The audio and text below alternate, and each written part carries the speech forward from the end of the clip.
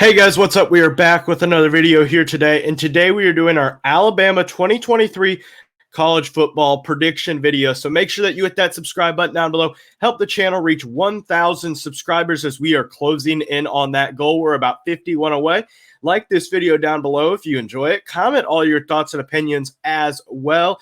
Also, make sure that you check out the website down below. We'll have some articles about college football content and other things coming up on there, as well as check out the podcast and Patreon page, links all down in the description. So let's get started with today's video. So week one, Alabama has a real tough matchup against the Middle Tennessee Blue Raiders. But in all seriousness, this should be an easy week one win in Bryant-Denny Stadium. This is really a really big warm-up game for your next game where Texas comes to town, and this is going to be an interesting matchup. Texas will have a healthy Quinn Ewers. Last time you had the game in Texas, you had him get injured midway through the game, and Texas's offense just sputtered. Will Anderson had a bunch of penalties in that game as he tried to get involved there. But I think that this is a really interesting matchup here, mainly for one reason. I think that this matchup is really kind of a bad spot for Alabama on the schedule because I think with the quarterback situation, you're looking at probably, in my opinion, I think Tyler Buchner is the starting quarterback because he knows the playbook with Tommy Rees, because Tyler Buchner would transfer in only knowing if he had a good shot at the starting job. And I think that Buchner probably is the one with the most, or he has the most experience and stuff like that. So I think Buchner is probably the starter.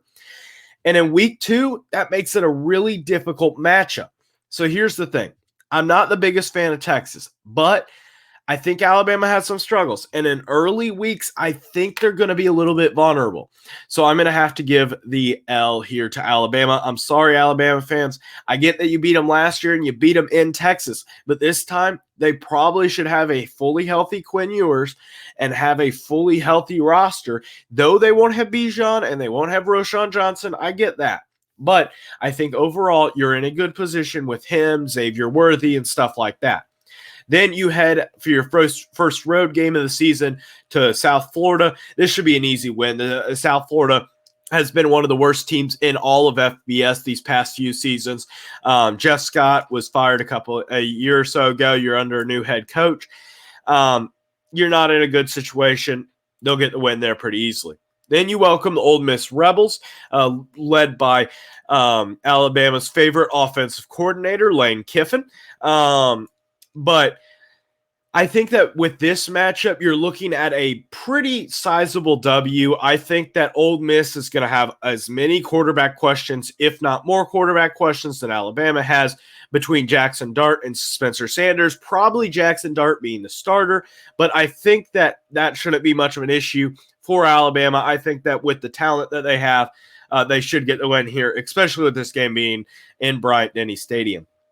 Then you head on your road for your first road SEC matchup as you play Miss State. This is not going to be an easy game. Miss State led by Will Rogers and that quarterback with the new coach and Zach Arnett.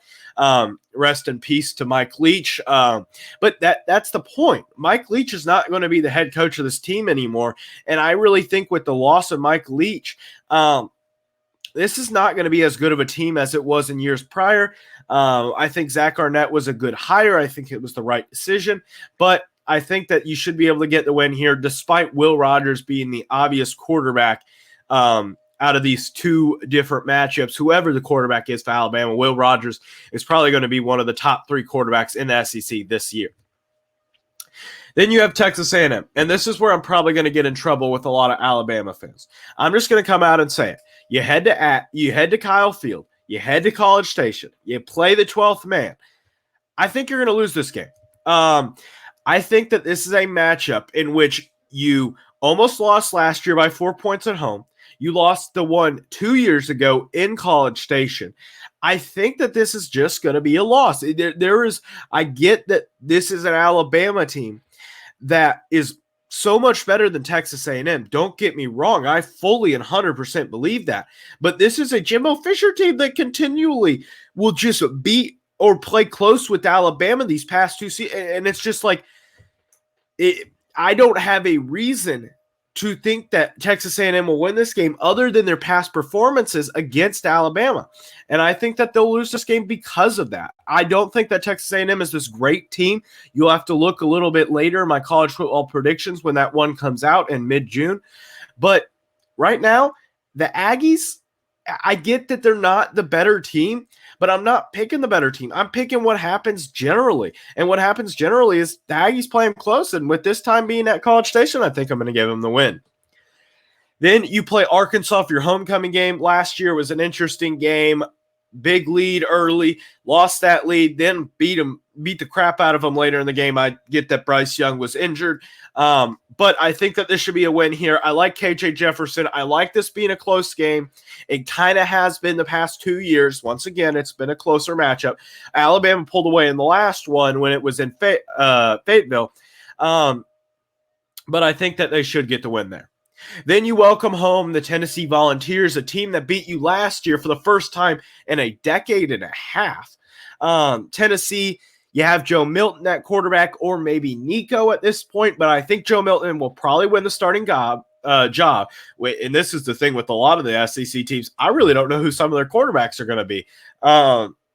But with Tennessee, I think that Nick Saban, he ain't going to lose 2 in a row to Tennessee.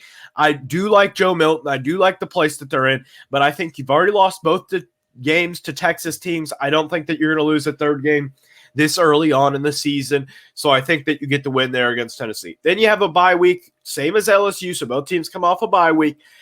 You have LSU. This is where this was a struggle for me. This was a big struggle for me to pick this game, but I'm going to have to give it to Crimson Tide. Like I said last about Tennessee, Nick Saban doesn't often lose 2 games in a row to a single team. The last time that I think that happened was the new Auburn head coach that I can't think of his name, Hugh Freeze at Ole Miss when he was at Ole Miss. I think that's the last time that it happened. So it's been quite some time. I think that LSU, I think that they're a good team here. I think Jaden Daniels is a good quarterback. But by this point in the season, I think Alabama will have many of its problems figured out, and I think they'll be able to get the W. Then you head to Kentucky to play the Wildcats. This should be an easy win. I think that Devin Leary is a good quarterback. I think Kentucky's in a good place, but by no means does Kentucky have anywhere near the talent to be able to compete with an Alabama team. Speaking of teams that can't compete with Alabama, Chattanooga, sorry. Decent FCS team, has had some decent talent. Got Cole Strange drafted a couple of years ago, stuff like that. There's some decent players there, but I'm going to have to give the win here to Alabama. Then finally, you head to Jordan-Hare to play your arch rival in Auburn. I think that this is an interesting matchup. Hugh Freeze, really good at beating Nick Saban. Auburn, really good at beating Alabama on odd number years when they play at Jordan-Hare. Those 2 things aren't very good. But I already did you dirty twice. I'm going to give the win to the Alabama here. This is a team that definitely has a lot more talent. Alabama does. And I think that Auburn right at this moment, maybe next year. Next year is going to be an interesting matchup. But this year, even though it's later in the season, I think that that helps Alabama more than hurts them, even though it definitely helps Hugh Freeze because developing Peyton Thorne, developing those wide receivers, developing everything that you had to bring in through the transfer portal. So that's going to wrap up today's video. Make sure that you hit that subscribe button down below. Check out the 2 videos in the link below as well. And that's all for today's video. As always, have a great